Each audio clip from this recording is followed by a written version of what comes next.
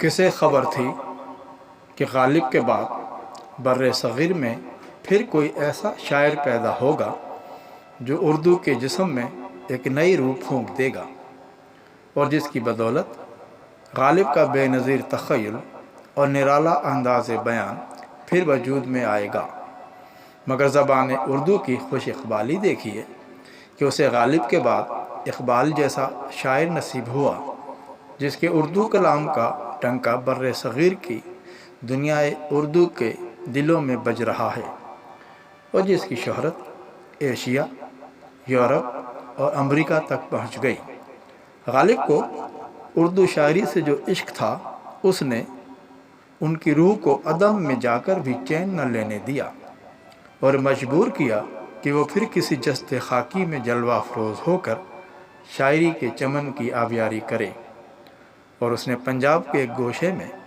جسے سیال کوٹ کہتے ہیں، دوبارہ آنکھ کھولی اور محمد اقبال نام پایا۔ علامہ اقبال کے پہلے اردو کے مجموعہ کلام کا نام بانگ درا،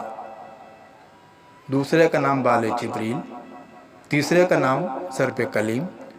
چوتھے اور آخری اردو مجموعہ کلام کا نام ارمغان حجاز ہے۔ ارمغان حجاز کے نام سے علامہ اقبال کا مجموعہ کلام فارسی زبان میں بھی ہے۔ علامہ محمد اقبال نے چاروں اردو کے مجموعہ کلام میں 2 فرشتوں کا ذکر کیا ہے اور 10 نبیوں کا ذکر کیا ہے۔ کتنی مرتبہ ذکر کیا ہے، یہ آپ کی خدمت میں پیش ہے۔ حضرت جبریل علیہ السلام کا ذکر 19 مرتبہ اور حضرت اسرافیل علیہ السلام کا تذکرہ 4 مرتبہ کیا ہے۔ نبیوں میں پیارے اور آخری نبی حضرت محمد مصطفیٰ صلی اللہ علیہ وآلہ وسلم کا ذکر علامہ اقبال نے اپنی اردو شاعری میں 42 مرتبہ کیا ہے۔ آدم ثانی حضرت نوح علیہ السلام کا ذکر 1 مرتبہ، خلیل اللہ حضرت ابراہیم علیہ السلام کا ذکر 20 مرتبہ، ذبیح اللہ حضرت اسماعیل علیہ السلام کا ذکر 2 مرتبہ، حضرت الیاس علیہ السلام کا ذکر 1 مرتبہ، حضرت یوسف علیہ السلام کا تذکرہ 3 مرتبہ، کلیم اللہ حضرت موسیٰ علیہ السلام کا ذکر 46 مرتبہ،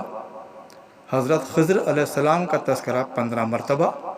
حضرت سلیمان علیہ السلام کا ذکر 1 مرتبہ، اور روح اللہ حضرت عیسیٰ علیہ السلام کا تذکرہ 5 مرتبہ کیا ہے۔